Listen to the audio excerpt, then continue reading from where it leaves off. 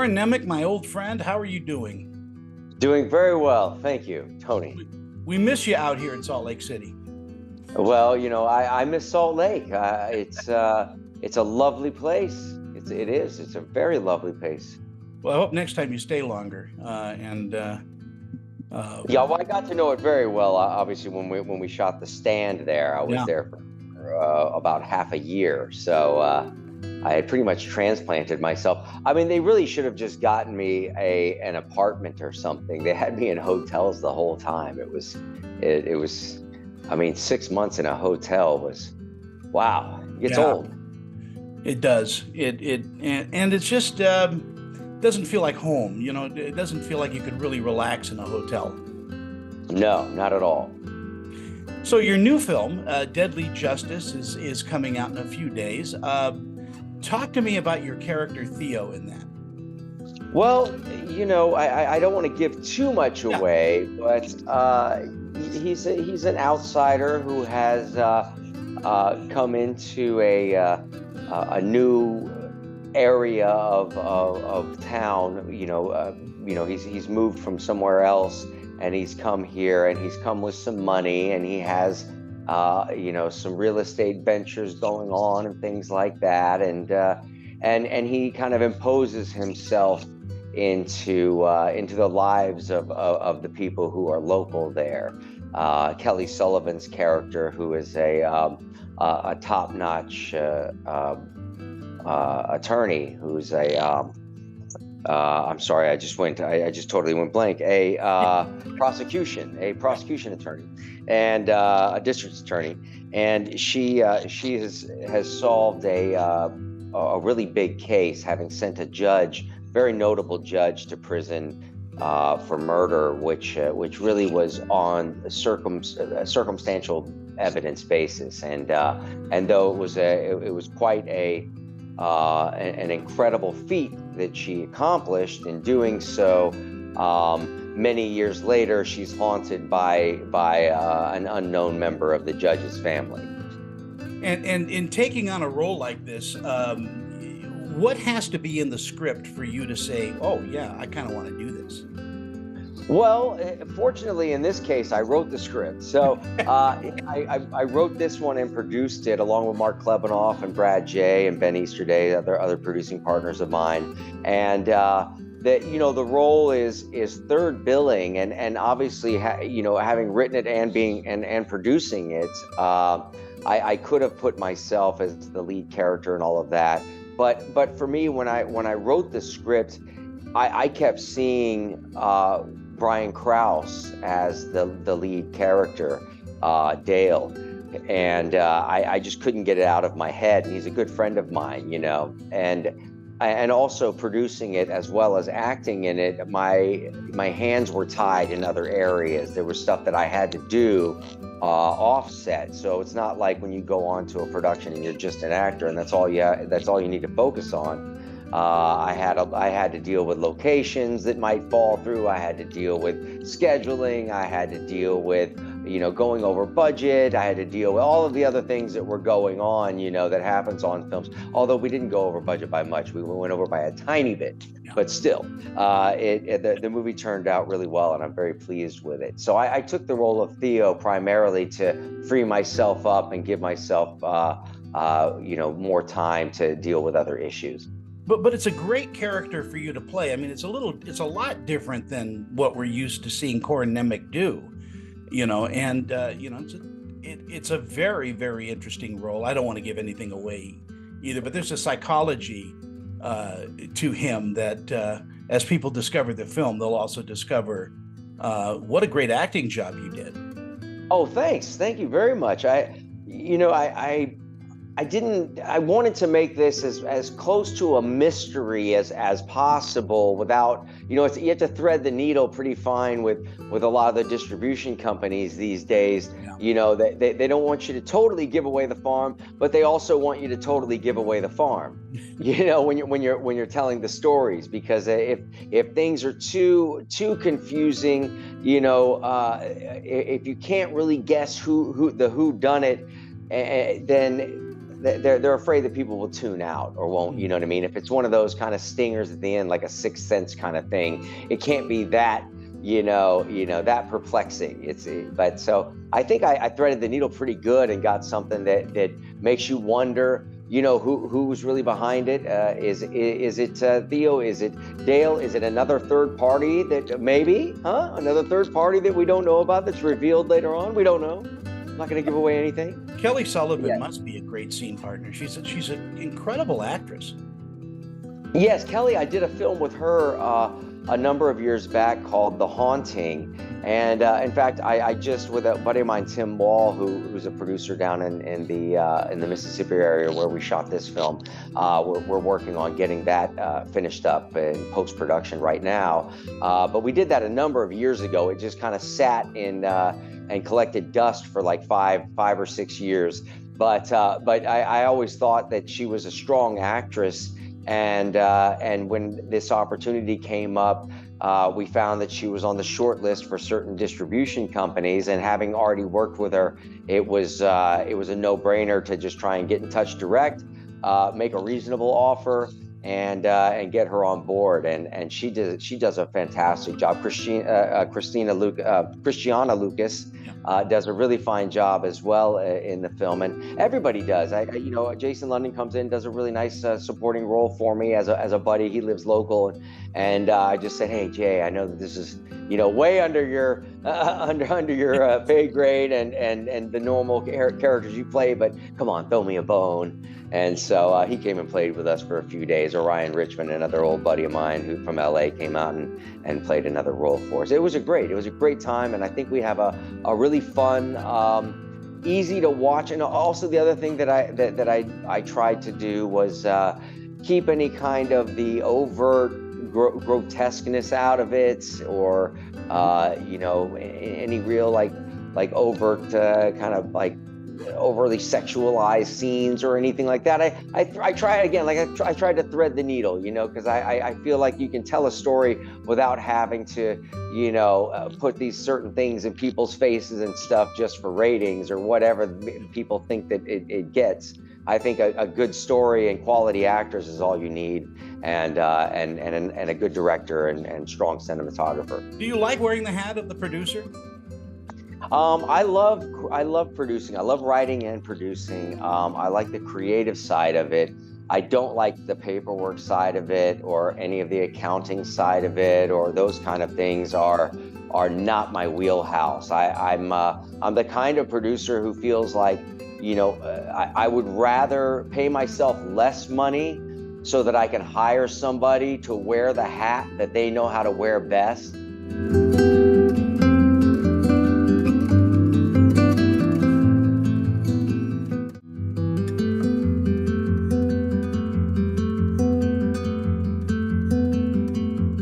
Part of the love I have for independent film is you can kind of haggle and do things that you wouldn't be allowed to do in a big budget film.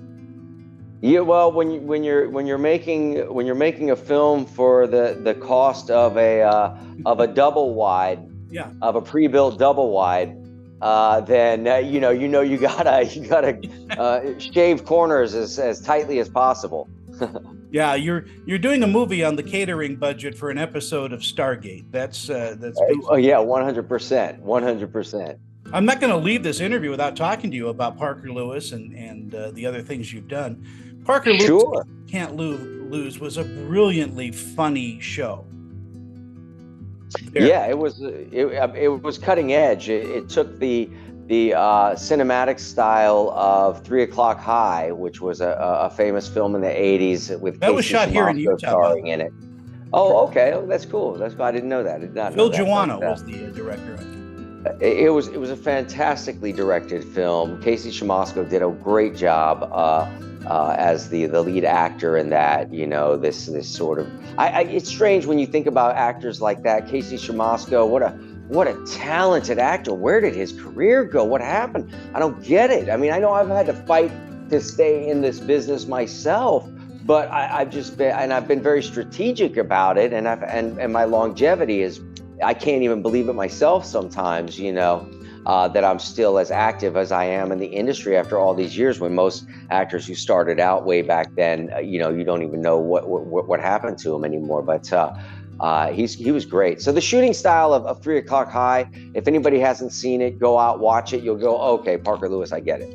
And they took that cinematic style. They took what would have been traditionally a half-hour, sitcom type show, but made it 4-wall, single camera. It was like doing a film, a movie or an hour drama show, except, and that's what was most exciting for me about it, was that we weren't doing a 3-camera, 3-wall show, we broke, we really broke the mold for television. I think we set the stage for a lot of shows that came after, Malcolm in the Middle especially being one of them. Many of the producers on Parker Lewis ended up working on a lot of those shows. You also came on at the same time that Ferris Bueller, the series, came on, and you just kicked their butts. Yeah. What a great chance they had. Charlie Schlater was a really nice guy. I thought he did a good job, playing the role. I was just having this conversation the other day about, who could they have cast in that role that would have made it a hit and could have beat Parker Lewis. And Jason Bateman came up.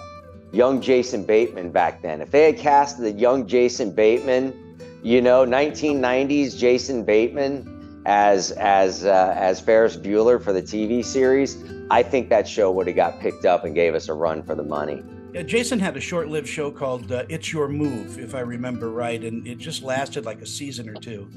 And then he was on all kinds of shows back then. He was always popping up everywhere. Just a fantastic actor. His comedic timing is priceless. His deadpan, delivery, his just real natural, off the shoulder sort of, way of dealing with the other people and the environments, and he's fantastic. Did your stint on Stargate SG-1 help your career? I mean, did people start to re-notice you? Oh, Stargate was a. I mean, even I was only on the show for a season and change. That was a massive boost to my career, because I took advantage instead of looking at it like, okay, I only did this show for this long, and look at the quality of it. Look at what kind of legendary status that show has. We're talking A-list. And if I tried to be a holdout and say, what, I'm not doing anything else except that, that level, that's, and it's always been my philosophy that you can't be an actor unless you're acting. And so I had met some producers who were doing the sci-fi movies, Stan Spry being one of them, who's over at the Cartel. I ended up doing some Lifetime movies with him and his team later on, but then, and some producers over in Bulgaria as well. But I, with my name, because I was on Stargate, because I had a lot of other credits previous to that, my name value on Sci-Fi Channel was good. So we could get these low-budget sci-fi creature feature movies up and running with me attached to them. Sci-Fi's like, yes, okay, with Corin Nemec attached, we'll buy that if it's whatever, if it turns out any good. But almost all of the ones that we did together ended up on as a Sci-Fi original. And then Sci-Fi stopped doing the originals, and we went on and started doing some Lifetime movies and stuff. But again, it was taking advantage of a moment in time where, like, look, I don't care if these things, if people call them B movies or creature features or whatever they are, or whatever other people's considerations are of them.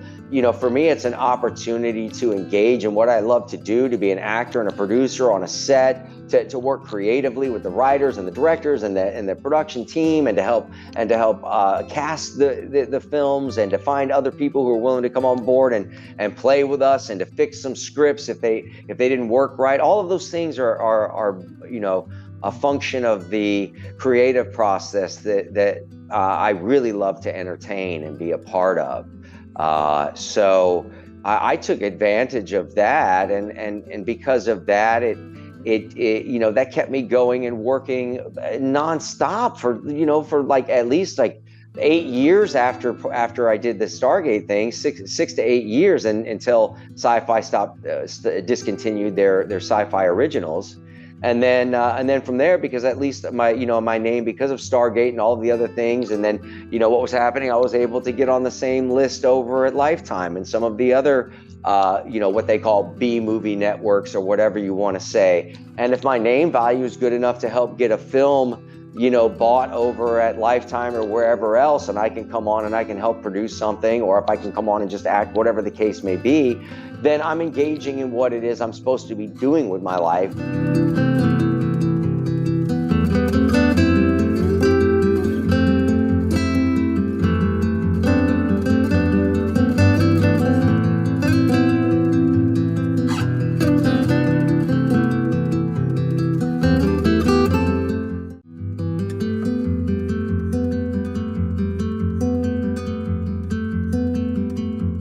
You also hold acting classes, right? Well, that's what I'm going to be doing soon. I've only really done private work with some actors and stuff like that, and have done a little bit of lecture type of things. Not nothing that is so much of a workshop. So now I'm going to be doing a workshop based on the technique of my teacher Manu Tupou that I describe in the book. That's the primary reason why I wanted to write the book, was so that I had a cornerstone for the technique that I'm teaching, so that people understand, this is a technique that has not been widely used. There's some obvious aspects of it that people will go, oh yeah, I've seen that over here, I've learned that over there, but the New Era acting technique is a creationist type of technique that really stays as far away from the method or sense memory, emotional recall, or the use of our own personal lives as impetus for creating character or emotion or responses and things like that. And I'll be doing all of my workshops here locally down in the St. Petersburg, Tampa area. At a great facility, Creative Pinellas, a really great facility. People will love it. So actually, if people want to, if you live in the area, or if you know anybody who lives in the area that's interested, it's cnactorsworkshop.com. They can go and check that out. But in the meantime, Tony, me and you got to get together for dinner again soon. And you've got a movie coming out later this year called Buster Brooks. Buster Brooks is very cool too. Yeah, Buster Brooks is a great one. We shot it up there in Utah, just outside of Salt Lake. That's a very exciting film. And I just finished 2 other films. I just got back from one. I don't know what the title is going to be. It's a couples retreat murder type scenario, which was a lot of fun to do. And then a kids movie I did with David Faustino called Kid Detectives. There's got to be like 6 or 8 films that are all going to be dropping over the next 6 or 8 months. And this is going to be your year, I'll tell you. Before I go, I want to thank you again for your time today. And again, we reminded everybody that Deadly Justice is going to be premiering, you said the 26th? 26th on Voodoo Fandango. Yeah, it's well worth your time to see. And also, I'm going to add this, that if you have never seen Corin in My First Name is Steven, that's just a drop-dead, wonderful performance that you've done in that. Thanks, man. Thanks. Yeah, I worked with an incredible acting teacher named John Lynn, who's out of the Actors Studio, developing the character for Steven Stayner. I had not met Steven Stayner before I started working on developing the character. So all I had was the script and whatever whatever news clippings and other things that I had to read and all of that.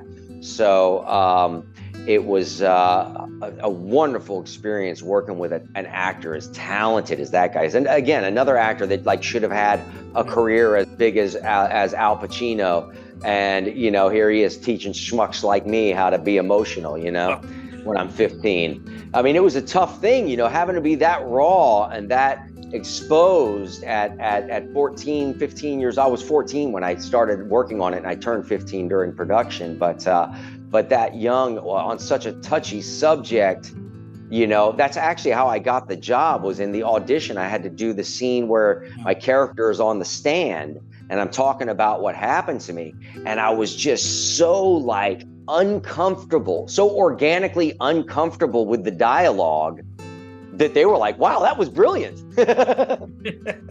Well, it should, every acting student should see that film for your performance too, because it's something you should put in your toolkit.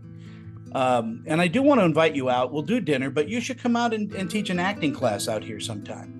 Yeah, man, I would love to do a workshop now that I have the structure kind of put together here for this first one. It's a creating a character workshop. It's going to be a lot of fun. The basics of it, it'll come with a catered lunch and an autographed book and the bells and whistles.